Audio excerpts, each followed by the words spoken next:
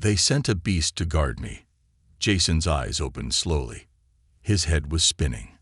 Cold metal touched his back, and the air smelled like burnt wires and old blood. Everything was dark, except for a red blinking light in the corner of the room. He tried to sit up, but pain shot through his ribs. Where was he? The last thing he remembered was the explosion on the battlefield. He had been fighting alongside his unit on Colony 9. Then, nothing. Now he was alone. In a cell. He touched the back of his neck. There was a small device there, some kind of implant. Alien tech. It pulsed like a slow heartbeat. A heavy sound echoed outside his cell. Thump, thump, thump. Footsteps, but not human. The ground shook slightly with each step. Jason held his breath and backed into the corner. The metal door slid open with a hiss. Something stepped inside. Something big. She was tall, maybe 8 feet or more. Her skin was a dark gray, covered in smooth armor-like plates. Her eyes glowed faintly yellow, and her hair was long black, braided down her back. Her face looked human, but not. Sharp jaw, fangs, and small tusks. Not pretty, but powerful. In her hand, she held a tray. She tossed it on the floor in front of him. A piece of meat, some strange fruit, and a metal cup of water. Then she just stared at him. Jason didn't move. The creature tilted her head. She spoke in a low growling voice, but the words didn't make sense. Alien language. Jason shook his head. I don't understand. She growled louder, maybe frustrated. She pointed at the food, then at him. Was she telling him to eat? You're not going to kill me? He asked quietly. No answer, just a long stare. After a few minutes, she turned and walked out. The door closed behind her with a loud bang. Jason waited, but nothing happened. No guards, no electric shocks, just silence. The same thing happened the next day, and the next. The Beastwoman came in, gave him food, stared, left. Jason started to notice small things. She was always alone. She carried no weapons, and her armor wasn't standard military. It looked old, worn, and personal. Once, he tried to speak to her. Who are you? Why are you doing this? She didn't answer, just stared at him with those glowing eyes. But that day, before leaving, she scratched something onto the wall with her claw. A symbol, a circle with 3 lines. Jason looked at it for a long time. He didn't understand it. Not yet. On the 5th day, everything changed. She came in like before. Same food, same stare. But this time, she didn't leave right away. Instead, she sat down, right on the floor, across from him. Jason's heart pounded. What was happening? She spoke again.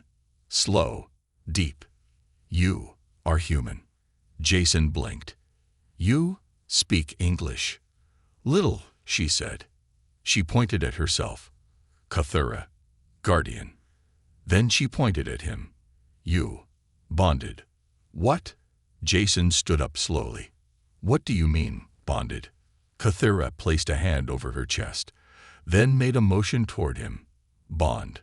Life protect. Fight together. No harm. Jason took a step back. I didn't agree to anything. Her eyes narrowed. Choose. Bond. Or die. He froze. Was this some kind of alien ritual? What kind of choice was that? Why me? He asked. Cathura didn't answer right away. She looked down. Almost. Sad. War coming, she said. Your kind weak, but strong heart. Fire soul. I see it. Jason didn't know what to say. A Beastwoman warrior wanted to bond with him, to protect him. Why? He was just a soldier, a broken one. Cathura stood up slowly. She walked to the door, then stopped. Without looking back, she said one more thing. I bond with you. I fight for you. But if you run, I hunt. Then she left. The door slammed shut again. Jason stood there, staring at the scratched symbol on the wall. What had just happened? The bond ritual, or a trap? Jason didn't sleep much that night. He kept replaying her words in his head. Bond, or die. I fight for you. If you run, I hunt. What did it mean? Was it real, or just a threat? He stared at the strange symbol she had scratched on the wall. It seemed to glow faintly now. Was that his mind playing tricks, or was the metal reacting to something? Hours passed. The cell was quiet, too quiet. Then, without warning, the lights turned blue. A humming sound filled the air, soft but heavy. The floor beneath him vibrated slightly. Something had changed. The door hissed open, but it wasn't Kathira this time. A drone floated in, round and silver, with blinking red eyes and long metal arms. It scanned him from head to toe, made a clicking sound, and sprayed him with a cold mist. Jason coughed. Hey, what the hell? The drone said nothing. It floated out and disappeared into the hallway. Moments later, Kathira entered. But something was different. Her armor was brighter, more polished. Her eyes had a glowing ring inside them now, pulsing softly. And in her hand, she held a blade. Not drawn, just held. Stand, she said. Jason didn't move. What's going on? Preparation, she replied. For what? The bond. He frowned. You're serious. I thought that was just a warning. Some kind of alien scare tactic. Kathira shook her head. Ritual starts. Soon. She walked closer, slowly, the blade in her hand turning slightly, catching the light. Jason backed away. Hold on. Are you going to kill me? Her eyes narrowed. Only if you run. That didn't help.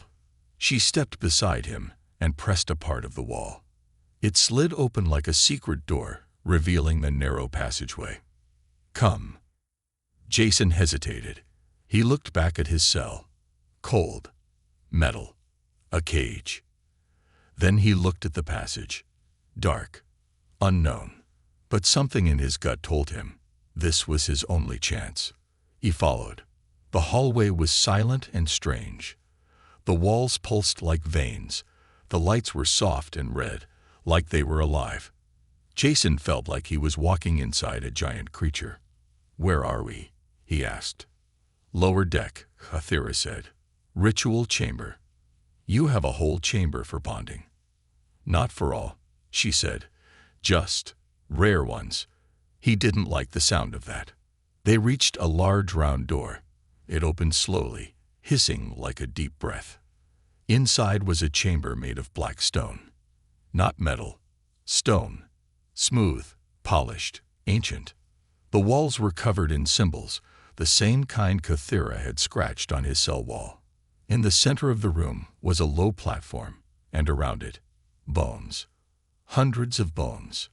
Jason stopped. What is this place? Kathira didn't answer. Instead, she walked to the platform and placed the blade on it. Then she removed a small orb from her armor.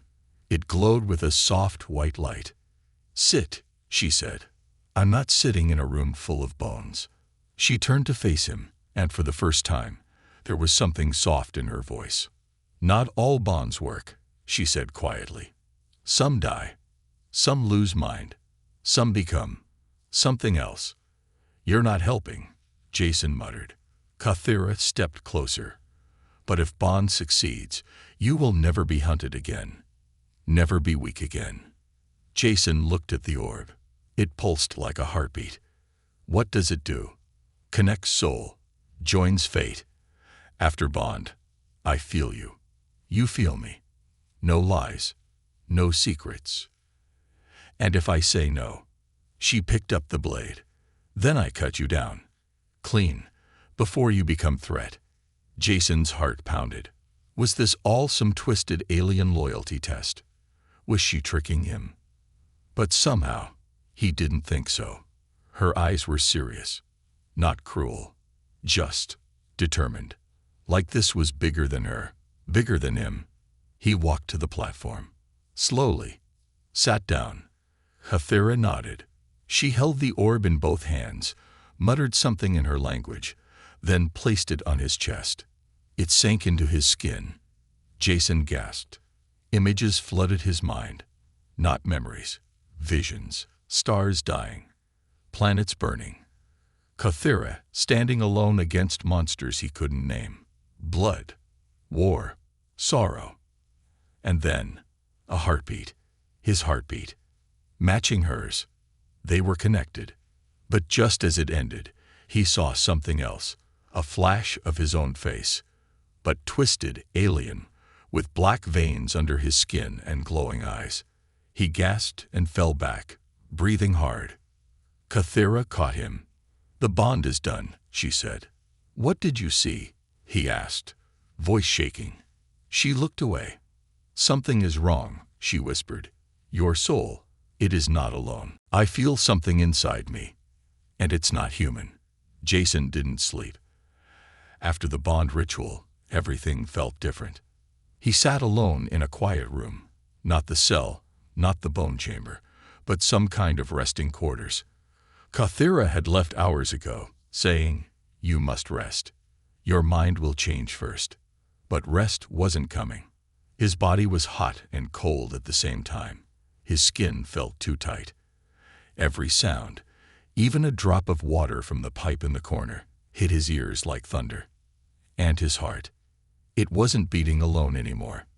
He could feel her heartbeat, Hathira's, strong, steady, always there like a second pulse.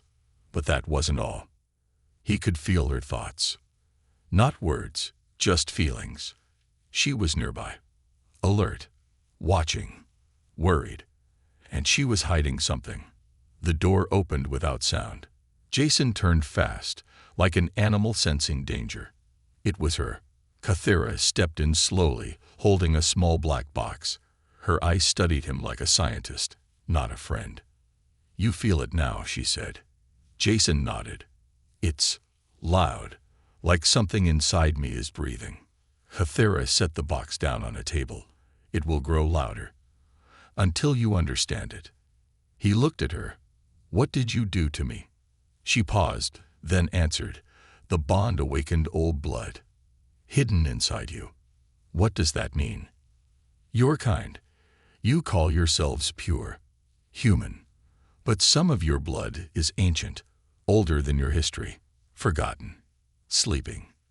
You're saying humans aren't fully human." "Not all," she said. "Some carry pieces of the old ones. The makers, the monsters." Jason swallowed hard. "Am I turning into something else?" Hathira didn't speak. She opened the black box. Inside was a silver shard, pulsing with a strange light. "What is that?" "Memory crystal," she said, "from before the wars. It knows the truth of your kind." She handed it to him. As soon as Jason touched it, pain shot through his fingers. His eyes rolled back. Visions slammed into his brain. Fire, ships crashing into oceans, towers made of bone, humans being altered in dark labs, not by aliens, by humans themselves. And one word whispered through his mind over and over. Arkin. He dropped the crystal, gasping. Hathira caught him again, held him steady. "You saw it," she said. "What's an Arkin?" Jason asked, his voice shaking. "The first ones. Gods to some, nightmares to others. They changed your people long ago, left pieces behind. So what? I'm their descendant." "No," she said. "You are a key, and keys are dangerous." Before Jason could speak again, the lights in the room flickered. Sirens echoed down the hall. Hathira's head snapped up. "They know." "Who knows?" "Command." Someone scanned your bond. It was too strong, too fast. She grabbed a staff from her back, eyes glowing. "We must go. Now." "Go where?" "To the deep cells," she said, "where they keep the others, the failed ones." Jason didn't like the sound of that at all. "Others like me?" Hathira looked at him. "No, others worse than you." They ran through the halls. The ship was shaking now. not from attack, but from inside. Something was moving in the lower decks. Something big. As they moved, Jason's senses became sharper. He could feel the air like a liquid around him, hear voices through walls, taste metal on his tongue. Something inside him was waking up, and it wanted out. They reached a blast door sealed shut. Kathira placed her hand on a scanner, but it flashed red. Locked, she growled. Jason stepped forward, not knowing why. He reached out. The scanner flashed green. The door slid open. Kathira stared at him, eyes wide. "You shouldn't be able to do that." "I didn't do anything," he said. "I just felt it." They stepped into the deep cells. The air was thick, dark, heavy with energy. Glass pods lined the walls. Inside each one was a shape, half human, half something else. Some looked like mutated beasts. Others looked almost like Jason, but twisted. One of the pods flickered.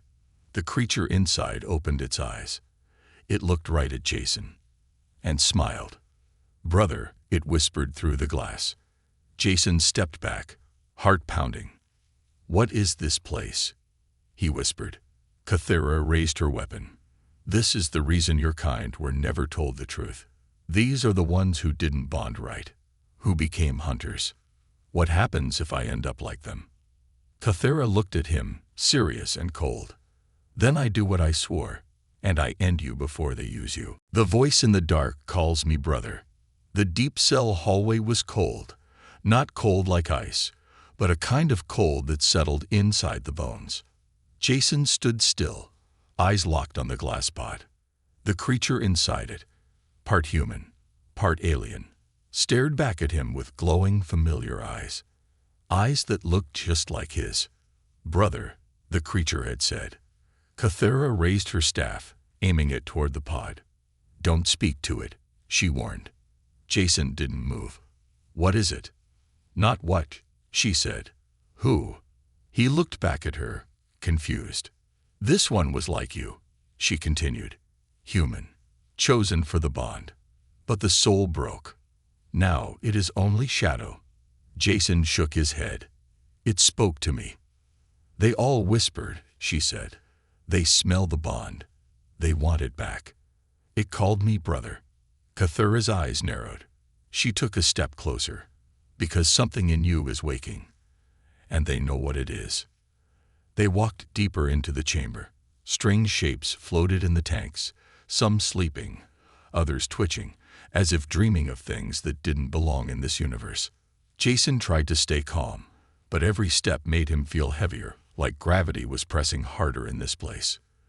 Then the whisper came again. Not from the tank. Not from Kathira. From inside his mind. "You are not a soldier. You are a door." Jason stopped walking. "Did you hear that?" he asked. Kathira looked at him. "Hear what?" "Someone's voice. It's in my head." She stepped close, her face suddenly sharp with fear.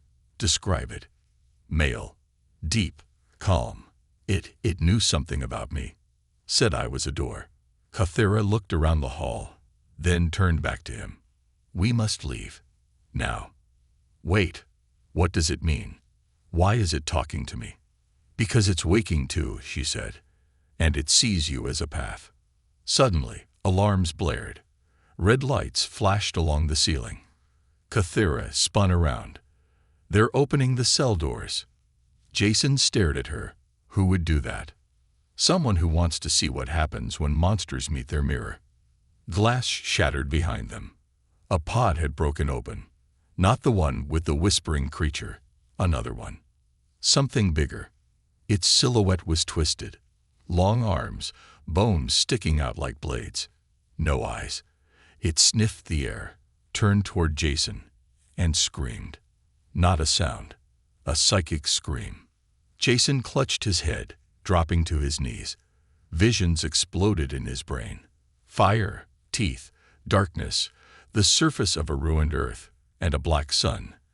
Kathira roared, leaping in front of him, swinging her staff. She struck the creature across the chest, but it barely flinched. "Get up," she yelled. Jason staggered to his feet. The creature lunged at him. He raised his hand, not to fight, just out of instinct.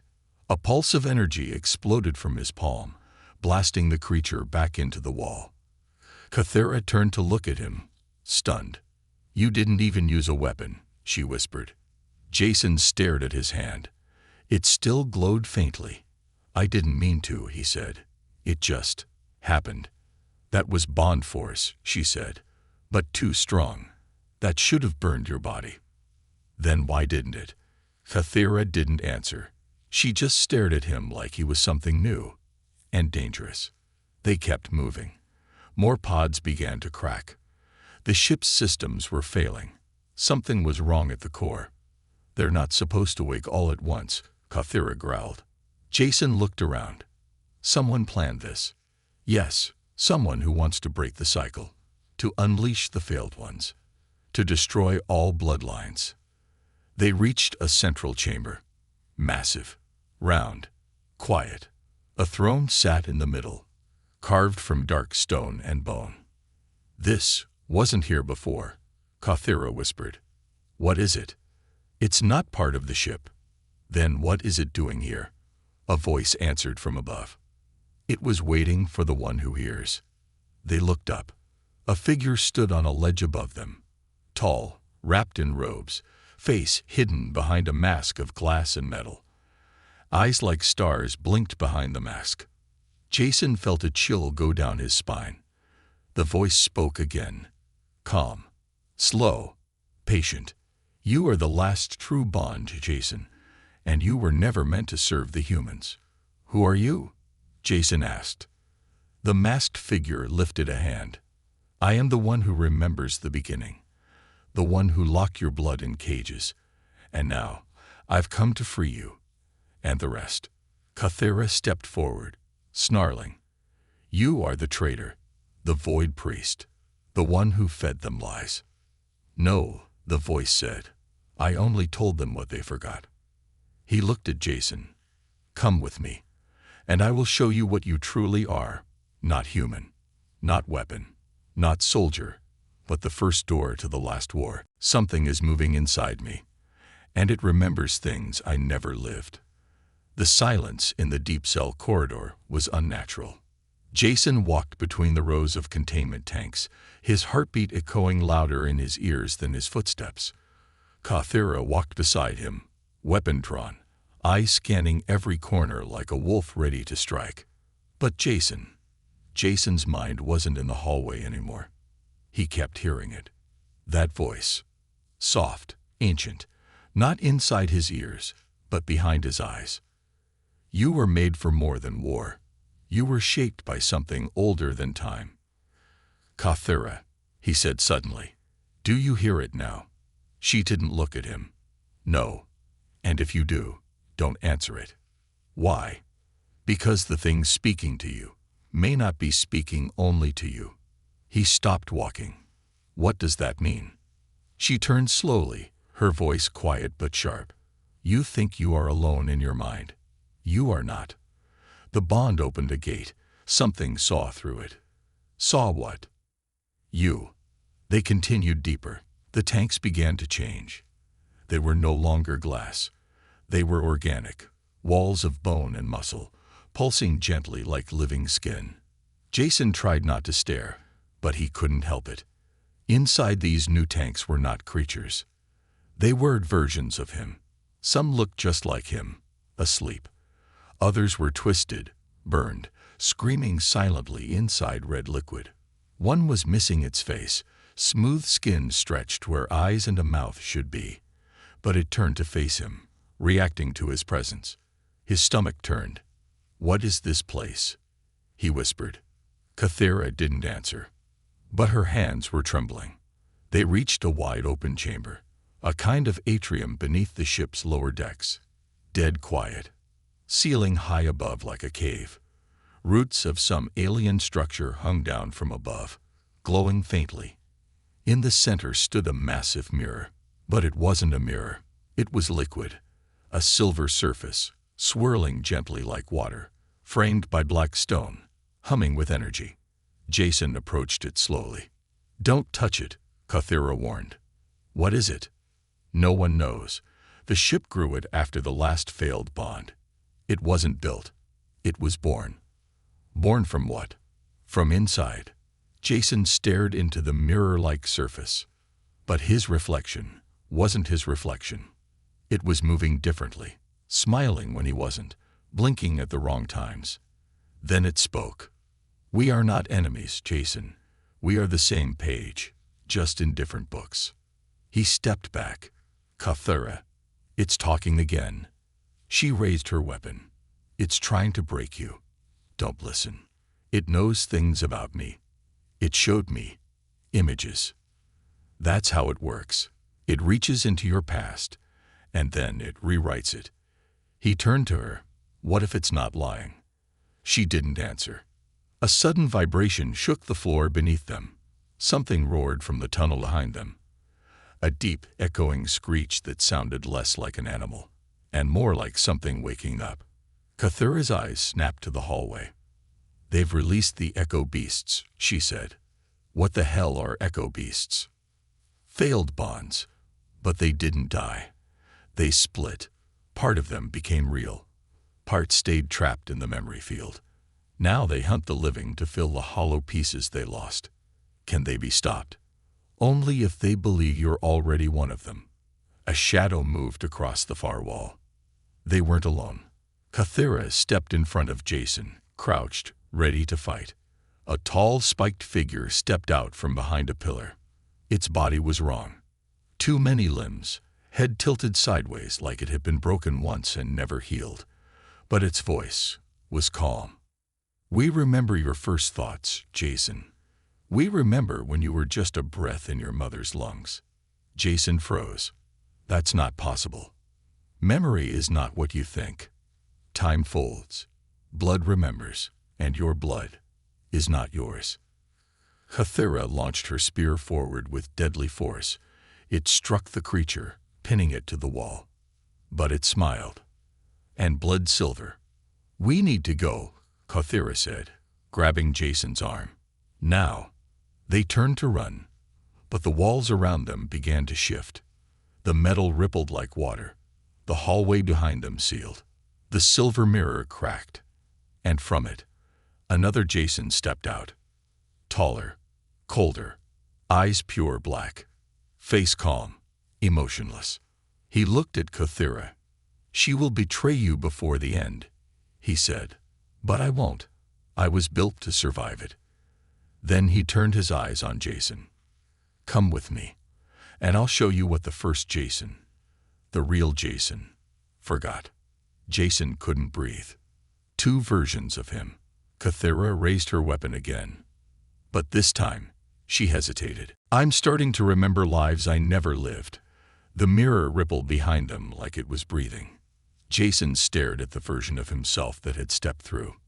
Taller, sharper, the same face, but colder, cleaner, like it had never seen war, only won them. Cathera raised her weapon, but her grip trembled. "What is this?" Jason asked, his voice low. The other Jason smiled slightly. "I knew. The version they tried to delete. But memory doesn't die, Jason. It just waits." "You're a copy," Cathera growled. "A projection from the echo field." "Am I?" the second Jason asked calmly. "Or am I the original, and he's the shadow?" Jason stepped back, heart pounding. The mirror behind them cracked louder. A web of fractures stretched across its glowing surface like ice under pressure. Whatever held reality together here was starting to come undone. Cathera turned to Jason. "We need to destroy it." "No," he said. "Not yet. It's manipulating you. It speaks your language, your voice. It wants you to trust it." Jason's hands were shaking. "But what if it's not lying?" Cathera's voice turned cold. "Then everything you know about yourself is false." They left the chamber in silence. But nothing about the ship felt the same. The walls pulsed like they were alive. Lights flickered in patterns, almost like breathing. Jason could feel the heartbeat of the vessel, just under his own. It wasn't a ship anymore. It was watching. They passed by a viewport, and outside, space had changed. Not stars, not planets, just blackness, like they were floating inside the mirror's memory. "We're not in real space anymore," Kathira said quietly. "What does that mean?" "The ship has been pulled into the echo layer. We're inside the bond field now. Nothing here is solid unless you believe it. So this could all be fake." "No," she said. "Worse, it could be real, but not yours." They reached a sealed hatch. Kathira placed her hand on it, and this time it didn't open. Instead, the metal melted, revealing a hallway Jason remembered.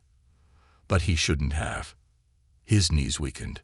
It was a hallway from Earth, the underground lab, the hallway he ran through as a child.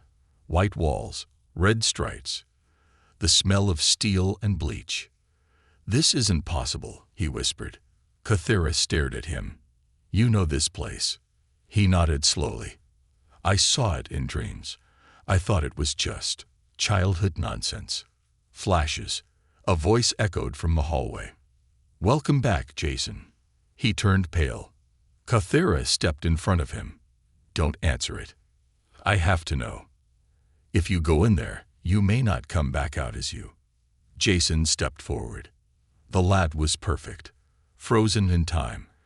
Computers still on, humming, wires hanging from the ceiling, empty glass chambers along the walls, each marked with a bond prototype and numbers. G01, G02, J03, J10. He stopped at 1. G07. His face stared back at him from inside the pod, eyes closed. "Asleep." "I've been here before," he said. "No," Kathira said behind him. "You've been many places. Your memory just reached this one first." Jason turned to her. "Why didn't you tell me there were more of me?" "Because I don't know if you are the one I was supposed to guard." Suddenly, alarms sounded, but only inside the lab. The hallway behind them sealed shut. A screen on the far wall lit up. A woman appeared. Older, cold eyes, white lab coat. Subject Jason 07. Bond compatibility, 98.3%. Stability, unknown.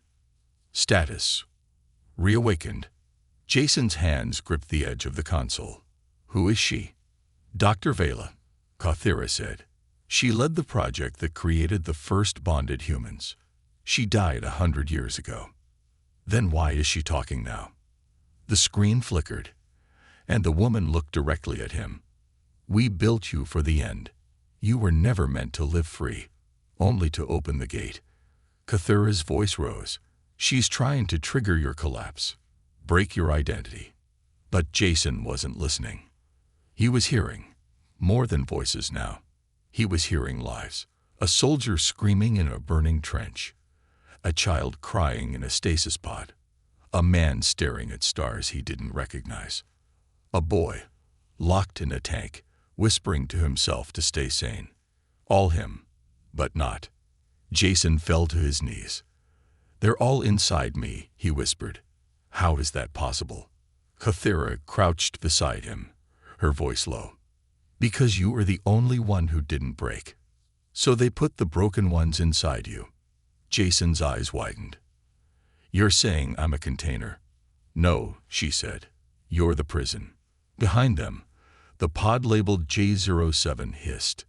It began to open. Kathira stood, weapon raised. "Don't look at it." Jason turned anyway. His own face looked back at him, confused, half asleep, but breathing. Then it smiled. "I'm what you would have been if they hadn't interfered." Jason stepped back. "How are you alive?" The other Jason climbed out of the pod. "I was never asleep, just waiting. I'm not your past, Jason. I'm your future, the one they try to erase." Kathira's voice shook. "We have to end this. Now." Jason didn't move. "If I destroy him," she asked, "are you still you?" Jason's voice was hollow. "I don't know anymore. I saw my own death. And I was smiling." Jason couldn't breathe. The lab was spinning. not physically, but inside his mind. Like gravity had shifted inward. The other version of him, the one from Pod J07, stood across the room, watching him with calm, knowing eyes. Cathera hadn't moved either. She stood between them, weapon raised, but not attacking. Uncertain. "You're not real," Jason whispered. The other him tilted his head. "No, I'm just what's left of you after they were done cutting." "What do you want?" "To finish what we started, before they locked it away." Cathera's voice was sharp. "He's stalling. Get away from him now." But Jason couldn't move, because he wasn't just seeing the other version. He was feeling him. His thoughts, his memories, his pain. And somewhere deep inside, he knew this version wasn't just a copy. He was the core, the memory that Jason was built around. A vision struck him like lightning. He stood in a ruined city. Ash fell like snow. People ran through the streets, screaming, glowing veins across their skin, eyes black and hollow. In the distance, a massive black doorway hovered in the sky, humming, pulsing. A voice behind him said, "This is the future they erased from your code." Jason turned and saw himself standing in armor made of light and shadow, holding a blade that looked alive. "Why am I smiling?" Jason whispered. The vision Jason answered, "Because you chose to let the gate open." He came back to himself with a gasp, stumbling. Cathera caught him. But he looked at her, and something had changed. "You knew," he said. She froze. "You knew what was inside me this whole time." "I knew part of it," she said, "but not this. Not him." "Why didn't you tell me?" "Because the bond doesn't give permission to speak the whole truth." Jason stared at her. "You're afraid of me now." She didn't answer. That silence told him everything. Suddenly, the lab's lights blinked red. The floor shook. Warning sirens echoed in alien tones. Cathera's comlink sparked alive. "Unit Cathera," the voice crackled. "Containment breach in Section 12. Echo signatures detected. Multiple entities emerging from memory layers. Corrupted bond pools collapsing." "What does that mean?" Jason asked. Cathera's face darkened. "It means the other versions, the failed ones, are waking up." Jason's heart dropped. "They're like me."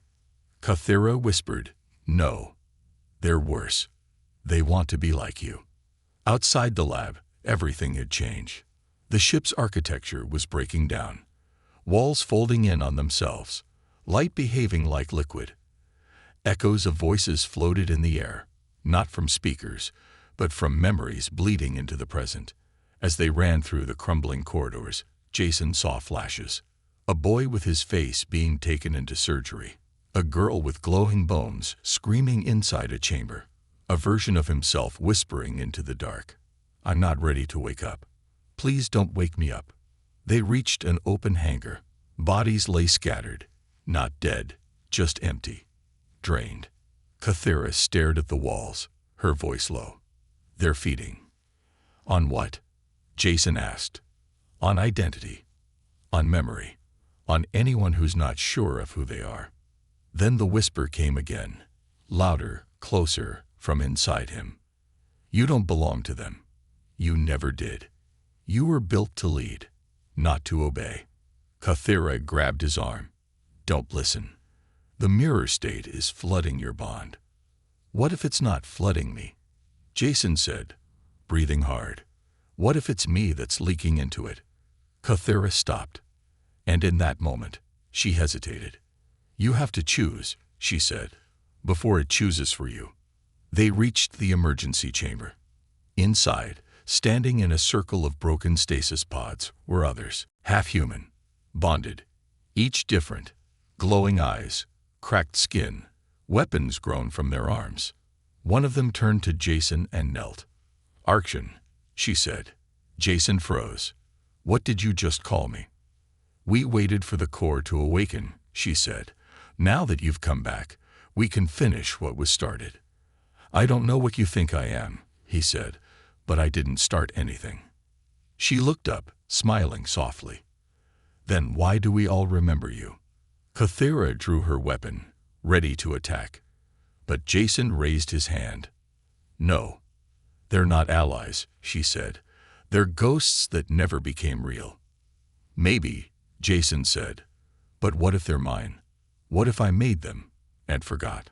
Kathira looked into his eyes. "And if that's true, will you destroy them?" Jason didn't answer, because deep down, something was whispering again, a memory surfacing, not just of war, but of command. And somewhere far away, in a hidden vault on Earth, a terminal lit up. A voice played through an old speaker. "Primary key reawakened. Project ARCHON reinitiated. Gate protocol unlocked." "They say I was built to open the gate, but what if I choose to shut it forever?" The chamber was silent, the kind of silence that bends time. Jason stood in the center of the room, surrounded by the bonded remnants, half-human hybrids who had called him Arkin. His own name felt foreign now. Kathira stood at his side, but not close. Her weapon wasn't drawn, but her posture was tense, like a soldier preparing to strike the one they were ordered to protect. And in front of them all hung the gate. Not a door in the physical sense, but a hole in reality. Silver and black, swirling in layers like the mirror he'd seen before, but far more alive. It pulsed, as if breathing in dreams. Behind it, Jason could feel everything. Every version of himself that had ever existed. Every choice that was never his to make. "What is this place?" he whispered. The bonded woman with the cracked face stepped forward. "This is where they meant for you to begin and end. The architects of Project ARCHON built this gate as your last task." Kathira's voice was cold. "They built it as a weapon." "No," the woman said. "They built it as a reset." Jason looked at them all. "And what's on the other side?" A different voice answered from behind him. His own voice. His mirror self, the one from the lab. "Freedom," it said, "or destruction, depending on who walks through." Jason turned, staring into his own face again. "So that's it?" he asked. "I just walk in, and everything resets." The mirror Jason smiled faintly. "Not resets. Remembers all versions of us, scattered across time, war, failure, merge into one. You become what you were built to be." "And what is that?" "The door," he said, "and the key, and the voice that speaks when no one else can." Kathira finally spoke. "Don't listen to it." Jason turned to her. "You still don't trust me." "I don't trust what they buried inside you," she said. "But I saw who you are. I fought for that version. The one who questions. The one who wants to be more than what he was made to be." He swallowed hard. "Then what am I supposed to do?" Kathira stepped forward. "Choose. Not as a soldier, not as a weapon, but as Jason, the human, the bonded." The gate pulsed louder. Images swirled in its surface. Possible futures. A galaxy healed, the hybrids accepted, Jason leading them as protector. A galaxy burned, ruled by an Arkin with no heart left. Or nothing. Silence. The gate sealed, history forgotten. The last bond broken. Jason looked at the mirror version of himself. "You want me to become you?" The mirror Jason nodded. "No, I want you to become us. Whole, complete."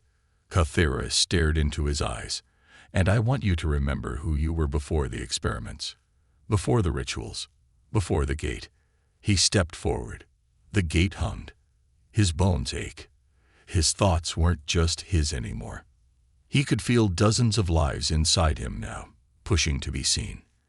And through all of it, he asked one question. "What if I don't want to be the weapon?" The gate responded. "Then you must choose a new shape." Jason turned to Kathira. "If I go in, you might lose me." She stepped closer. "If you go in and become someone else, I'll still find you." He reached out. touched the gate, and the world collapsed into light. In the space between seconds, Jason stood in a place without gravity, without time. Just echoes. Thousands of versions of him stood around him. Some were monstrous. Some were noble. Some wept. Some screamed. One simply said, "You weren't supposed to get this far." A voice like thunder echoed in the void. "Will you complete your function?" Jason closed his eyes and answered, "No." The gate cracked, screamed, and then it began to seal itself. The versions of Jason collapsed like shadows in light. The mirror self screamed as his form shattered into fragments of memory. Outside, Kathira watched as the gate folded in, not exploding, imploding, shutting the timeline that created the Arkin. Jason reappeared in front of her, collapsed, gasping. His eyes were clear. His body changed. Still human. Still him. But now, the bond no longer pulsed inside him. It lived through him. Kathira knelt beside him. "What did you do?" He looked up at her. "I didn't choose the path they gave me. I made my own." Epilogue. Sometime later, the ship drifted in orbit above a forgotten world. Jason stood at the edge of a cliff, watching the sky. Behind him, the bonded were free, no longer half-creatures, no longer trapped in old identities. Something new had begun. Kathira stood beside him. "You shut the gate," she said, "but something tells me you left it cracked open." Jason didn't answer. But far off in the distance, a single silver line shimmered in the air, like a memory that refused to be erased.